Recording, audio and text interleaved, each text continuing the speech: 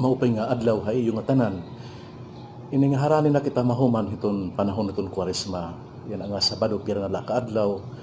Ngan ginlihog ako ni Monsignor Pepe in paghatag hin pamalandong pira nga pamalandong nga bangin man la makabulig pa hiton aton pangandaman para pagsaurog hiton Semana Santa mga pipira siguro nga punto ngan hinaton ta nga an iyo pagsauroghan Kwaresma ngan padayon nga pagsauroghan Kwaresma tubtubi ang Sabado mabinungahon na ngan padayon kita nga nagaampo nga mapuno pa untay kita nga tananhan grasyahan Dios base magin giupay ngan makasulod gud kita bisan kun kakaibang nga pagsaurog iton tinaraon naton nga Semana Santa. Tikangan naton iton aton pamalandong ngan iton akon mga punto nga ihahatag dire gud ini istriktuhin ka para kuntahin 1, 2, 3 nga pamalandong bahala na kamo ni nga pag urusan la kun anot iyo titikangon siyahan ikaduha ikatulong nga punto iton aton na pamalandong titikangan naton permi iton pagbasa iton pulonghan Dios sa ngaran han Amay han Anak ug han Espiritu Santo. Amen. Basahan ni Propeta Joel. Nagsiring ang Ginoo, balik kamo nga diha akon habugos niyo nga kasing-kasing, pinaagihin pagpuasa, pagkamabidoon ug pagkamakasurubon. Asay gisian niyo an iyo kasing-kasing, diri an iyo panapton, ngan ibalik kamo nga diha akon, an iyo Ginoo nga Dios.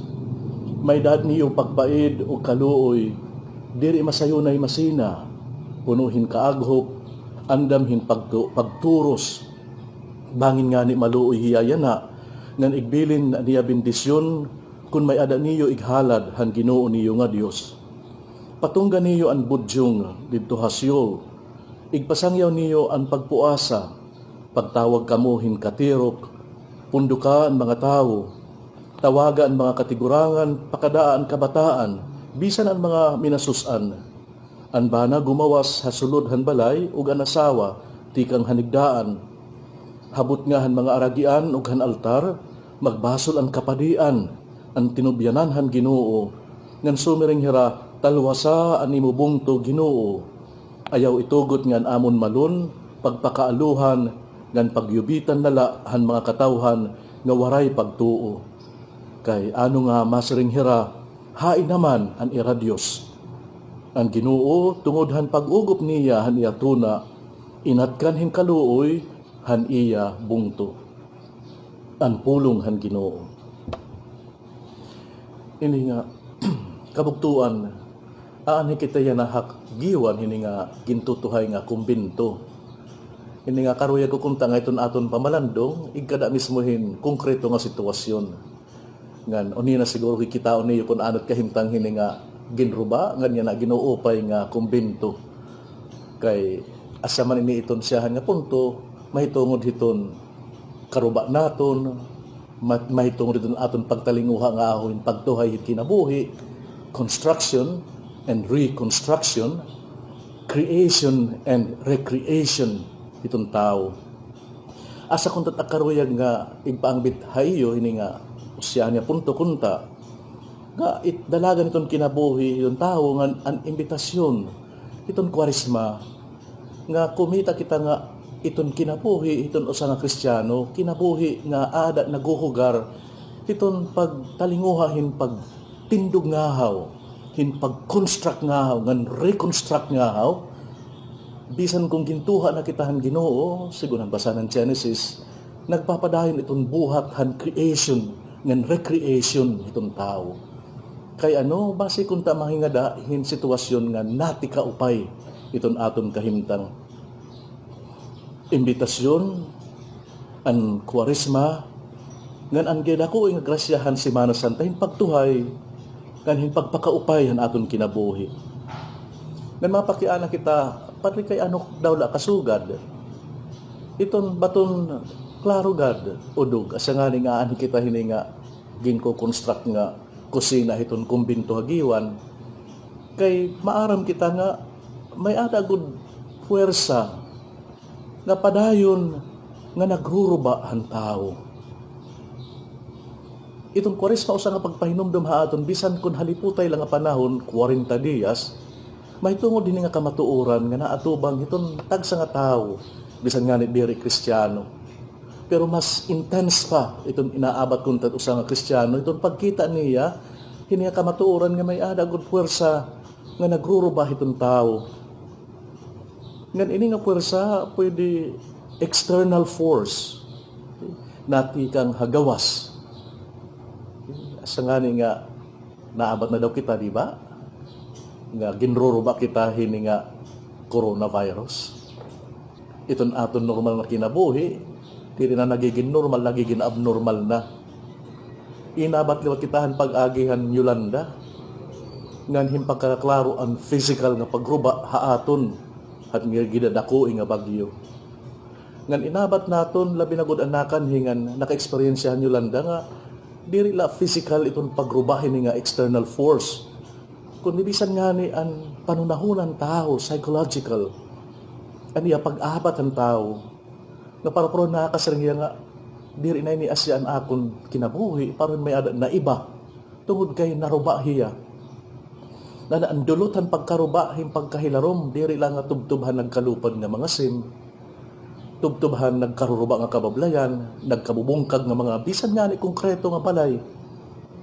Kundi inabat ang tao nga paron nabayog ang iya mismo pagkatao, ang iya eksistensya, ang iya himumutangan, sugad nga nabayog ang iya physical nga kalibutan, nga kamatuoran.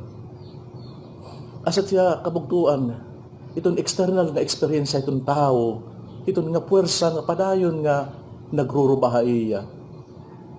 Karatan, presensyahan, maraot, ang demonyo. Asa nga nga, mas grabe pa, itong karubah, itong tao, kung itong puwersa diri nala external, kundi internal. Naabat siya, kasakub-sakuban niya nga may ara dito nasasabod, nga nagruruba kung hin o hiya. Labi na gulit iya, himpagkamaupay nga dignidad kumusa nga tao. Asa ini ang istoryahan, pagtikanghan na tao, ang creation, ang human beings, nga naruba sa ring panaton, ang original sin. Asa ini invitasyon nga tinatawag haaton itong siyahan nga simana itong Kwaresma, nga tutukan naton hin maupay, nga posibleng itong tao maruba, ngan ginruruba, di kang hakasakub-sakuban niya. Ngan diri na lang ni puwersa nga nahinanabo, kundi puwersa nga nauyon na nga ni kita nga mahinabo. Tinatawag at naton nga sala. Diri na lang nga vulnerable kita, vulnerable tungod kay waray ko kung nahihimo nga nagiging object ako itong nga puwersa. Kundi ako mismo, kinikita itong tao, nga labi na ko itong isang Kristiyano nga nagmamalandong itong Kwaresma, nga ako nauyon nga maruba, tungod itong akong pag-uyon itong sala. Asa nga ginpakita haaton ang siyahan nga simana na reflection han trabaho itong demonyo hin paghimalaruba itong tao. Di na mismo itong iya pagtalinguha hin pagtintar itong tao. Diri tikang hin mga butang nga harayo ha iya. Ngandanay waray kalabutan it iya mga karuyagon. Kundi gisusuoki ha iya nga masayon la ngandanay nga diri na hinuhulasan itong demonyo hit pagruba ha iya ngan pagpakita nga kaya ko ikaw. Sang likabugtuan hinaton ta nga kumita kita hini nga may adagad sugad nga puwersa ngan diri naton i-underestimate ini nga puwersa itong demonyo. Kundi kunawan naton maupay nga tutukan kay posible nga gidakoi iton iya mahimo nga distroso ha aton labi na gud kun nauyon na kita. Asa nga ni nga nahinunumdum kita pag-amput amay namon at katapusan ito na amay namon nasa rin kita Ginoo daw sagad kamihan deliver us from all evil. Asa kunta iton aton abaton samtang nakita kita iton posible nga mabuhat ha aton nga distraction kiton demonyo kiton sala. Padre kay gugti malat nga mga sala, padre natitirok nga di ginadako iton nga nati ka Kibalon na nganit aton pag-abat, mas natin kadako na nga sala. Kay nahiaara na kita, nahihimo nga habitual. Nga nadanay, nawawaray na kita control tungod kay nawawarayan na gahom iton aton immunization system, iton aton spiritual immunization system. Dili kita nakabiling diretsuhin vaccine kung pati ano iton pagtapar ngan pagkontrolar iton epekto labi na iton sala haaton. Sanglit iton kadakan haaton na give up na la nga napadayon na lang pag-uyon nga sige, dadan na la ako kung nga iton hingaradtuan iton sala. Asit nga kabugtuan hinaton ta nga yana nga nahisasalin na lang ang mga adlaw itong Kwaresma. Nga ginti ka nga naton hansyahan nga semana. Nga may adagod ka matuoran hiton nga puwersa nga natikang dirihan Dios kundihan demonyo.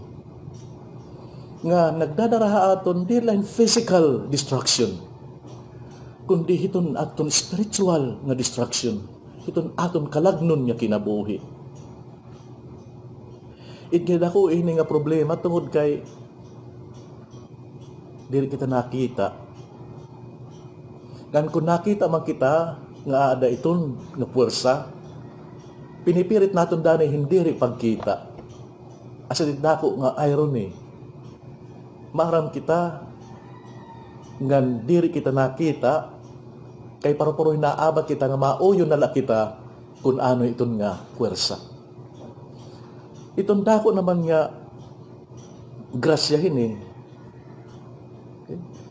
Padrit ungod lang nga di kita nakita sa ungod gadla.